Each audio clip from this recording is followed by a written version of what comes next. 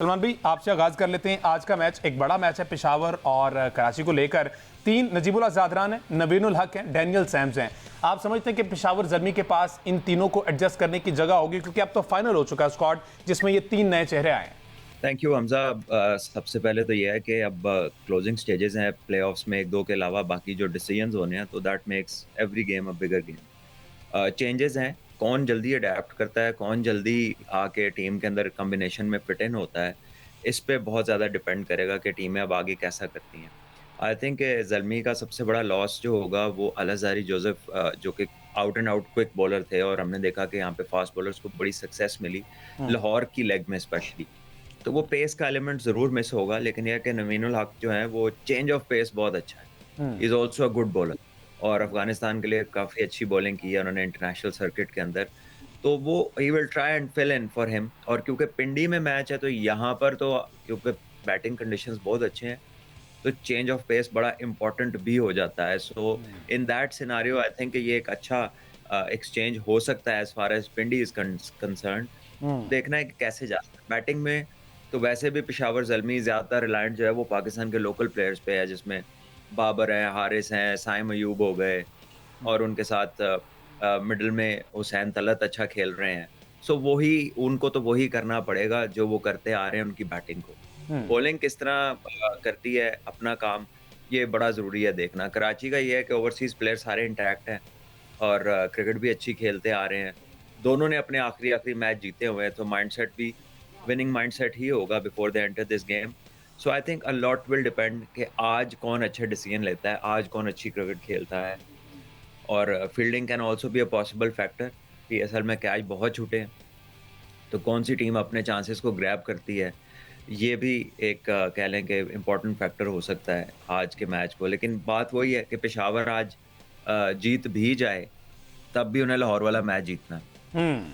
बिल्कुल। अच्छा सलमान भाई, आप समझते हैं ये जो अभी वेदर कंडीशन चल रही है पिंडी की, इसमें कोई फर्क आएगा बॉलिंग या बैटिंग? क्योंकि इससे पहले पीएसएल इस सीजन में तो कतई तौर पर नहीं हुआ कि मई का महीना चल रहा है और हम टी20 क्रिकेट खेल रहे हैं यहाँ पर, तो ये भी एक फैक्टर हो सकता है अब जो कि सेकंड लेग जब से आगाज हो रहा है इसका। देखिए, वेदर ऑब्वियसली गर्मी है, क्लोज टू 40 डिग्रीज़ है, और वो प्लेयर्स की फिटनेस लेवल्स जो हैं वो बिल्कुल टेस्ट होते हैं, लेकिन रात शायद इतना बुरा ना हो। ये तो कल का जो एक कह लें कि डबल हेडर है, तो एक मैच 3 बजे शुरू होना है, वहाँ पर ज़रा कड़ा इम्तिहान होगा उस गर्मी में। और अभी आज तो मैच रात का है, तो आई थिंक सारे प्लेयर अब इम्यून हो गए हुए हैं। दुनिया में हर जगह क्रिकेट खेलते हैं, हबस में भी खेलते हैं, कोल्ड वेदर में भी खेलते हैं। समर स्पोर्ट है बेसिकली ये। समर्स में दुनिया में हर जगह लीग हो रही होती है, श्रीलंका भी जाते हैं। तो मेरा नहीं ख्याल कि ये चीज़ कोई एक वन ऑफ मैच इतना कोई तंग करेगा किसी को। अच्छा शमशेर भाई, अभी जो सारी सूरत हाल चल रही है, अब इसमें बहुत सारे प्लेयर्स नए आए हैं तो जो दोबारा से आना है और थोड़े से टाइम फ्रेम के लिए आए हैं, और इसी में उन्होंने अपने आप को जेलिन करना है। पूरी दुनिया में लीग क्रिकेट ऐसे ही है, एक छोटा सा टाइम फ्रेम होता है, उसी में एक टीम यूनिटी शो करनी होती है, जेलिन होता है, एक दूसरे को समझना पड़ता है। तो ये कितना ज़रूरी है? अब किसी टीम में सिर्फ एक बंदा बाहर से आया, किसी में 4-4 रखे, और इस्लामाबाद यूनाइटेड ने बड़ी अच्छी पिक्स की हैं, ये जो 4 नए चेहरे सामने आए। बिल्कुल। देखें हमजा भाई, इसमें ये होता है कि जब आप जितनी भी आप जो एक पेस में क्रिकेट चल रही है, टी20 लीग चल रही है, उसका एक पेस टूटा तो है, ज़ाहिर बात है, जो ब्रेक आया बीच में।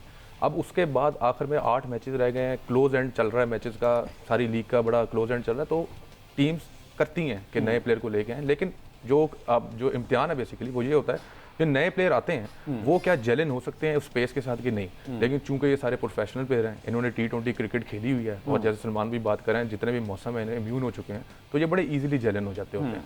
तो इसी बेसिस पे इन प्लेयर्स को, जब नजीब आए हैं, नवीन आए हैं, नवीन उल हक बहुत अच्छे डेथ ओवर्स के बॉलर हैं, ये अब पेशावर ज़ल्मी की तरफ से खेलेंगे। अभी सलमान भी बात कर रहे थे कि बैटिंग तो बड़ी कंप्लीट है पेशावर ज़ल्मी की, बॉलिंग भी बड़ी कंप्लीट नजर आ रही है। सिर्फ जो आपका सवाल है ना, जेलिन हो पाएंगे नहीं, बिल्कुल हो पाएंगे, क्यों नहीं हो पाएंगे। और जितने भी अफगानी प्लेयर हैं वो इन्हीं मौसम के इम्यून है, मतलब अफगानिस्तान, पाकिस्तान, इंडिया, यही मौसम चलता है, सारा इक्वल रहता है। तो इनके लिए कोई खासा मुश्किल नहीं होता कि ये जो है इस मौसम में इन टीम्स की इस पेस के साथ जेलिन हो सके। तो आई थिंक अच्छा परफॉर्मेंस देगी आज पेशावर ज़ल्मी। अच्छा एहसान भाई, कराची की क्या सूरत हाल है? अभी टीम में हमने देखा कि सिर्फ और सिर्फ एक जॉर्ज मंसी हैं जो नए आए हैं। केन विलियमसन के बारे में क्या खबरें हैं? वो अभी भी टीम के साथ हैं या जा चुके हैं और वापस नहीं आए? लेकिन केन विलियमसन जो है वो अवेलेबल नहीं है, जो बच्चे मैचेस हैं उनके लिए कराची किंग्स ने ने कंफर्म भी कर दिया कि केन विलियमसन अवेलेबल नहीं है। इसके अलावा टिम साइफर्ट जिनके वक्त इब्तदाई तौर पर इत्तलात आई थी कि वो शायद अवेलेबल ना हो, लेकिन अच्छी बात ये कि वो अब अवेलेबल है। उसके अलावा जेम्स विन, मोहम्मद नबी, डेविड वार्नर, बेन मैकडरमॉट जी तमाम तरह वो खिलाड़ी है, पौधा खिलाड़ी है जो कि इस वक्त कराची किंग्स को जो अवेलेबल है। और कराची किंग्स ने ये अनाउंसमेंट भी ऑफिशियली कर दी कि तमाम तरह खिलाड़ी जो कराची किंग्स में बकिया मैचेस के लिए दस्तयाब होंगे। इसके अलावा केन विलियमसन जैसे आपने कहा कि उनके वक्त में ये कंफर्म हो चुका है कि वो बकिया जो मैचेस है उसके लिए अवेलेबल नहीं है, जिससे कि तो पहले भी आए थे उन्हें मौका नहीं मिल सका था। और उसके बाद फिर जो हालात बने जिससे कि खिलाड़ी यहाँ से वापस गए तो उन्होंने जो कराची किंग्स की इंतजामिया थी उन्हें बता दिया था कि वो बकिया मैचेस के लिए अवेलेबल नहीं होंगे। अच्छा सलमान भाई, इस्लामाबाद यूनाइटेड ने सबसे ज़्यादा जो है ना वो रद्दोबदल किया। एलेक्स हेल्स को ले लिया, वेंदर डोसन को ले लिया, जिमी नेशम, टेमाल मेल्स, ये वो 4 चेहरे हैं जो एक अच्छा खासा इम्पैक्ट क्रिएट कर सकते हैं। एलेक्स हेल्स एक अरसा दराज इस्लामाबाद से खेलते रहे लेकिन पिक ना हो पाए, अब दोबारा से उनको ले लिया गया है। आप समझते हैं कि इस्लामाबाद जिस सिनेरियो से गुजर रही है, जिस सर्कमस्टांसेस के कंसेक्टिव 4 मैचेस हार गई है, अब उनको इन चेहरों की ज़रूरत थी और इनको अगर लाते हैं तो कहाँ एडजस्ट करेंगे? देखिए 4 ओवरसीज प्रो तो आप खिला सकते हैं और इस्लामाबाद की हमेशा से स्ट्रेंथ इनके ओवरसीज प्रो ही रहे हैं। अगर आप इनका सक्सेस मेजर करें, वैसे तो ये डाटा ड्रिवन और स्टैटिस्टिकल टीम है, लेकिन अगर आप इनका सक्सेस मेजर करें तो उसमें बहुत बड़ा हिस्सा इनके ओवरसीज का है। They have always picked good players और ये लकीली इनके जो प्लेयर्स हैं उन्होंने इनके लिए परफॉर्म किया है। चाहे वो लूक रॉन्की की आप देख लें करियर इस्लामाबाद यूनाइटेड के साथ, आप कॉलिन मुनरो का देख लें, उस्मान ख्वाजा जो कि T20 के प्लेयर नहीं है, वो भी जब आए थे उन्होंने भी सेंचुरी कर दी थी इनके लिए। उससे पहले ब्रैड हेडन इनके साथ थे, अभी शेन वॉटसन इनके साथ थे, उसके बाद उससे पहले ड्वेन स्मिथ जो है वेस्ट इंडियन, सभी ने इनके लिए परफॉर्म किया। एलेक्स हेल्स ने बहुत परफॉर्म किया हुआ है और वेंडर डूसन जो है उस तरह का प्लेयर इस्लामाबाद यूनाइटेड में कम ही लिया जाता है, क्योंकि वो एक ऐसा प्लेयर है कि जो सिचुएशन के हिसाब से खेलता है। वो एक ट्रेंड का प्लेयर नहीं है, what ever the demand is वो पूरी बारी लेता है, आखिर तक जाता है। सो वो एक इनकी पहली डिफरेंट पिक है, वरना मोस्टली इनके जो प्लेयर्स आते हैं वो वन वे ट्रैफिक ही होती है कि बस खुला ही खेलना है। तो आई थिंक इन्होंने अच्छे पिक्स किए हैं और ये लकी रहे हमेशा इनके पिक्स ने इनके साथ परफॉर्मेंसेज इनके यूनिफॉर्म्स में दी हैं। सो मेरा ख्याल है कि अच्छी उन्होंने पिक्स की हैं। बहरहाल ये कि एक डाउन स्लाइड मोमेंटम आ गया था उनका ब्रेक के बाद, जब 5-6 दिन का उन्हें ब्रेक मिला, उसके बाद वो कोई मैच नहीं जीते, लेकिन अब एक और ब्रेक मिल गया, हो सकता है उससे चीजें दूसरी तरफ। But I think they made too many changes.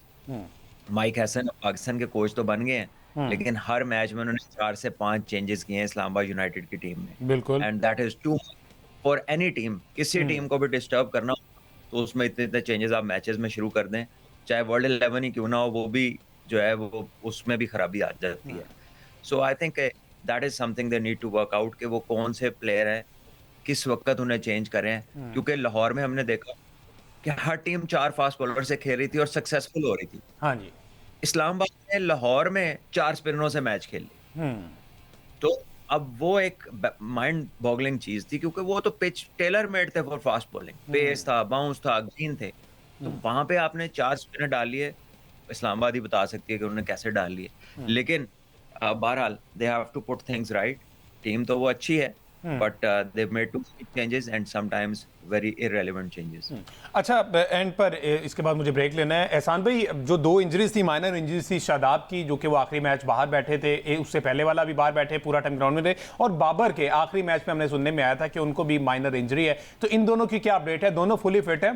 जी, शादाब के बाद की इत्तलात आ रही है कि वो जो फिट है, और बाबर आजम जी के लास्ट मैच जब उन्होंने खेलना था मैच पोस्टपोन हो गया था, तो उस वक्त इत्तलात आई थी कि वो हो सकता है वो मैच ना खेलने की वजह से। अब पेशावर जर्मनी के हवाले से हमारी बात हुई, उनका बताना है कि बाबर आजम जो फिट होते हैं, जो उनकी मामूली सी इंजरी थी उससे उन्होंने जो बहाली हासिल कर ली, और अब वो जो मैच होने वाला उनका कराची किंग्स के खिलाफ बाबर आजम इस मैच में दस्तयाब होंगे। देखिए काफी अच्छी बात है पेशावर जर्मनी के लिए कि एक अहम मैच है और उन्हें टूर्नामेंट में इन रहने के लिए, आगे बढ़ने के लिए बाबर आजम का वहाँ होना इंतहाई जरूरी है। टीम के बाद इत्तलात यही है कि वो फिट है और आज का मैच खेलेंगे।